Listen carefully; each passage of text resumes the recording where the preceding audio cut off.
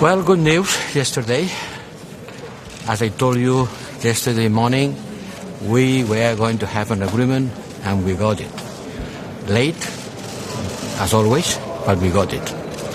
So now we already have a plan to ban 90% of the oil imports from the European Union. By the end of this year, we will be buying 90% less. Only some exceptions for the landlocked countries. I think it's a reasonable way out of the discussion. You know, this weekend we have been engaging in long and difficult diplomatic discussions with the ministers and the ambassadors, and finally the leaders arranged the last pending issue.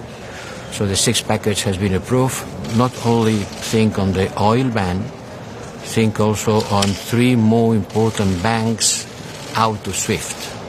It will still put more difficulties to the Russian economy in the exchanges with the outer world. So this is another step further, another show of unity. It takes a long time in Europe to discuss and to agree because we require unanimity.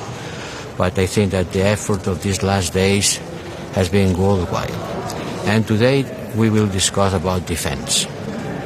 How to improve the defense capacities of the European Union member states. Because remember that defense is a competence of the member states. And the member states created the European Defense Agency, which I have the honor of chair. And the purpose is to try to look at how do we perform. And certainly we should doing more.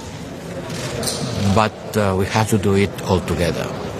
If every member state increases its expenditure, each one on their side, increasing by X%, what do they already have?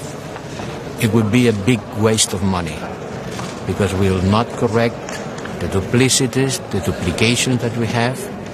It's the same thing several times. Neither the gaps, something that we don't have, no one of us. So we have to increase our military expenditure in a coordinated manner. And it's not going to be easy because the army, the defense capabilities is the core of the national sovereignty. And to try to pull all the army development will require a lot of political skill. We present this report. I, as President of the European Defense Agency, and the Commission, who has competences on defense industry, putting together the industry and the army in order to make the European Union stronger in the world, also from a military point of view, because what we have learned from the Ukrainian war is that it's not enough trade, it's not enough the rule of law, it's not enough to be a good civil power. We need to be also a military power. Mr. Borrell, it's fair to say that the agreement reached yesterday is not really effective because the crude oil that is transported by sea can easily be sold elsewhere by Russia. How are you sure that the sanctions are actually weakening Putin? Certainly we cannot prevent Russia to sell their oil to someone else. We are not so powerful, but we are the most important client for Russia. They will have to look for another one, and certainly they will have to decrease the price. The purpose is for the Russians to get less resources, less financial resources to feed in the war machine, and this certainly will happen. Do you think all member states are contributing to the same level in this oil embargo? According with their capacities. According with their capacities and circumstances. Yes. Is Patriarch Kirill in the sanctions list? Can you confirm this? Listing? Patriarch Kirill is in the sanctions list. Can you confirm this? Who is it? The Patriarch. Yes. The Patriarch. I think so. You think so? Well, a week ago I would have said yes. I want to ask you about the candidates like the three countries, Ukraine, Moldova, and Georgia. What's the perspective of these three countries? You will discuss this issue the next time. Yes, they were discussing about it, but let the Commission do their work. When we will see your assessment? I suppose on the June Council. Okay, thank you.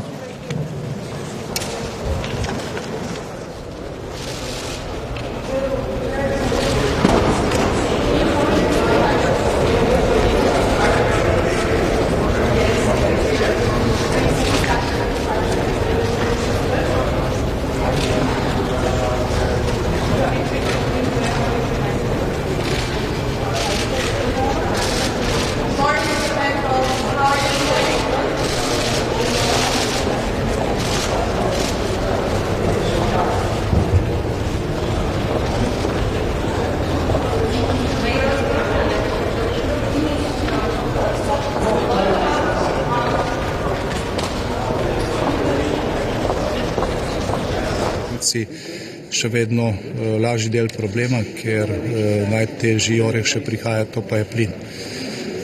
Tukaj pa, rekel, good luck tistim, ki bodo našli to rešitev za kvadraturo kroga. Kar se tiče same situacije v Ukrajini, pa seveda sankcije niso ključno vprašanje. Ključno vprašanje trenutno je situacija v Donbasu, kjer ruska vojska napreduje. Gre za suho sezono, gre za rusko premoč v zraku, gre za rusko premoč v oklepu in težkem orožju. In kolikor se Evropska unija in Zahod ne želi čez mesec dni pogovarjati o novih milijonih beguncev iz Ukrajine, se moramo zdaj osredotočiti na vojaško pomoč v Ukrajini. Ampak konkretno za Slovenijo, kaj se bo spremenilo po včerajšnjem dogovoru? Lahko to rečemo? Kar se tiče oskrbe z nafto za Slovenijo, tiste komercialne družbe, ki dobavljajo nafto v Sloveniji, že zdaj zagotavljajo, da te nafte ne dobavljajo iz ruskih virov. Se pravi, kar se tiče tega, če to drži, ne bi smelo biti nobenih zapletov, niti kakšnih bistvenih neposrednih vplivov na samo ceno energentov. Danes boste govorili o ukrepih tudi višanju cen energentov. Kaj tukaj pričakujete? Lahko kaj ne poveste, recimo, za prihodnje mesece, glede na to, da bi se kriza v Ukrajini še razglasila? Zdaj, ta tema, ki smo jo začeli včeraj, je verjetno še bolj pomembna od tega, koliko ruske nafte bo kupila Evropa, ker ne gre tukaj samo za količine, v tem trenutku gre predvsem za cene. Ker če so cene zelo visoke, Rusija lahko proda tudi pol manj nafte, pa bo imela še vedno več denarja za financiranje vojne v Ukrajini. Hkrati pa s tem, ko je Rusija napadla Ukrajino, ko s to vojno v Ukrajini destabilizira tudi svetovne trge, sama povzroča više cene nafte oziroma energentov, hrane in tako naprej. Tako da je v bistvu to glavni problem. In jaz upam, da bomo danes našli kakšne bolj konkretne rešitve za to, kako vplivati na cene energentov. Evropa ima tukaj nekatere inštrumente v svojih rokah, žal pa smo tukaj še vedno ujetniki nekih paradigem izpred let, ko ni bilo ne vojne, ne visokih cen in ko je veljala paradigma zeleni prehod, ne glede na to, koliko to stane. Zdaj treba te prioritete pač uskladiti in če bo Evropska unija tukaj najdla pravi pristop, potem bo to stabiliziralo cene energentov. Perspektiva tega skupnega naročanja, kako hitro resničilo, recimo, je ta ukrep, ki se vsaj na splošno zdi dober ukrep? Ta ukrep je dober, mi smo ga v Sloveniji predlagali že oktobra lani. Zdaj ti formalni okviri so več ali manj postavljeni, vendar pa se seveda tukaj čaka evropske institucije, tudi države članice še veliko dela, ker gre za uskladitev formalnih evropskih okvirov in komercialnega pristopa, ki velja na skupnem evropskem trgu. News is that the European Union is still united in its purpose. The purpose is to stop Russia's aggressive war in Ukraine. We have two tools with which to do that. One is to support Ukraine militarily, economically, and the second is through the isolation of Putin's economy via sanctions. And yesterday we agreed on the sixth sanction round, which includes oil. It will cut about 2/3 of Russia's oil exports to the EU, which means 2/3 of the monies that we send to Russia will no longer be sent. And this is very, very good news indeed. The stronger the sanctions, the quicker the war will end. But as a representative here, once again, I have argued from February 24th that we need immediate and full energy sanctions, oil, coal and gas. We move as quickly as we can move all together. The important thing is that we are all together, we are all united. I think it's a fantastic step in the right direction to make it ever more difficult for Russia to fund this war of aggression in Ukraine.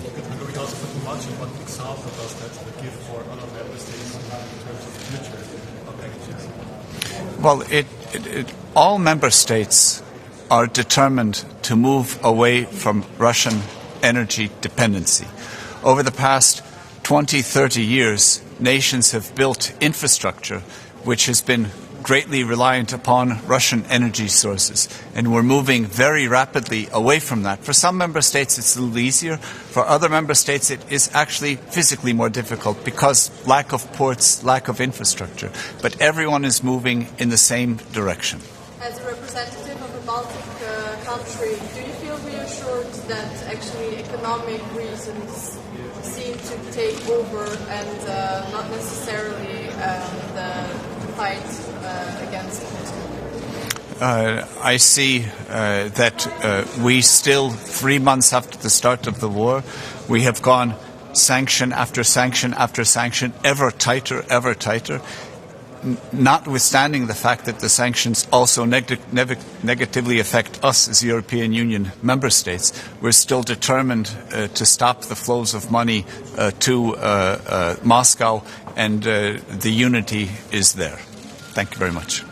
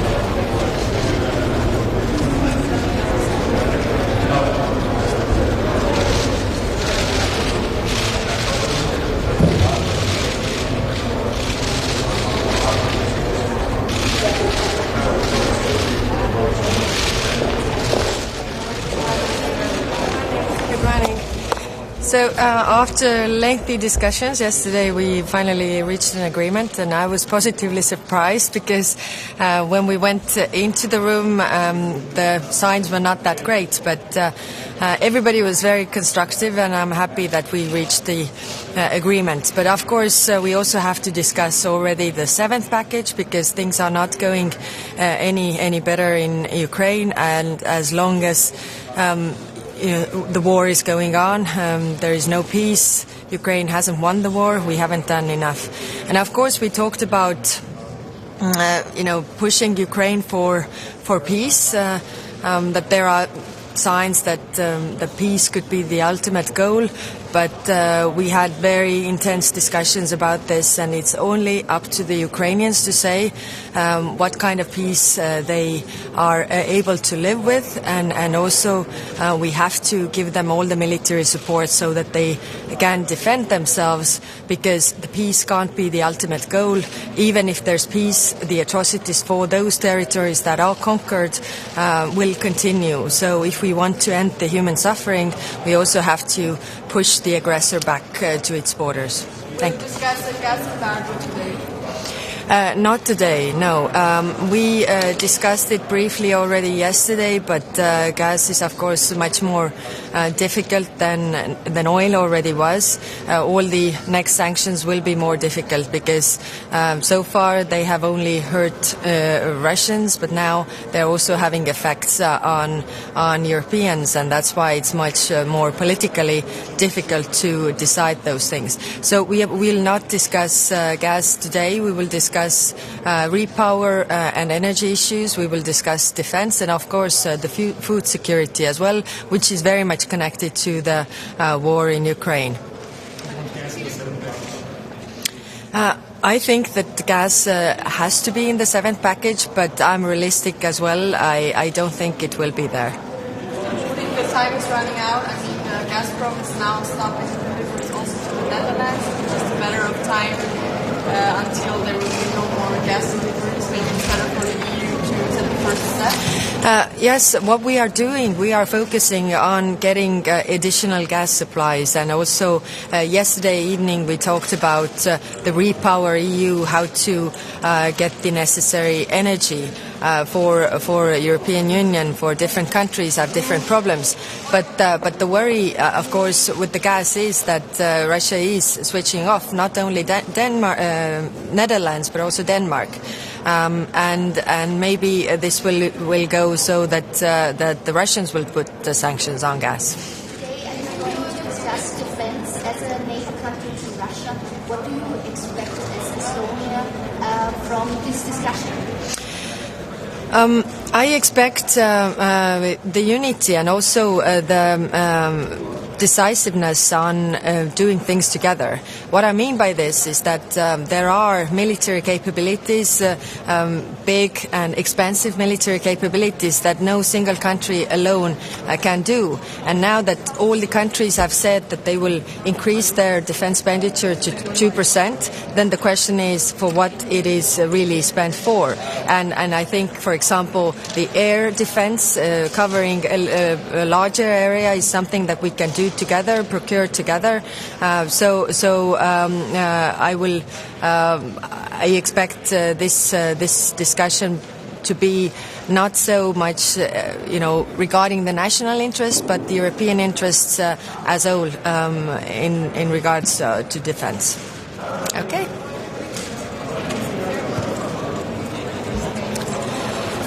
It's a compromise. So if I had to choose between, a compromise or no sanctions at all, then I think it's a fair compromise. And I must say that everybody was very constructive around the table, trying to find the solutions. So I think this was the best we could get. And as I said yesterday, I was very skeptical that we will reach an agreement. So that's a positive thing that we did. Okay, thank you.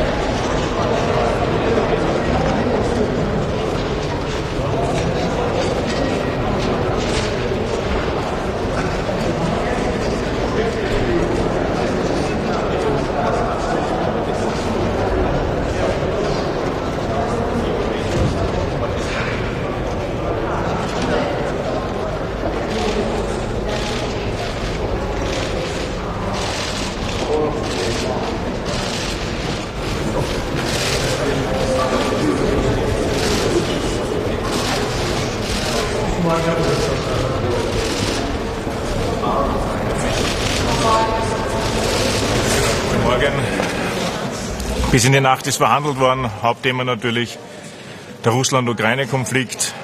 Die Sitzung war auch geprägt von den Telefonaten, die geführt worden sind mit Präsident Putin.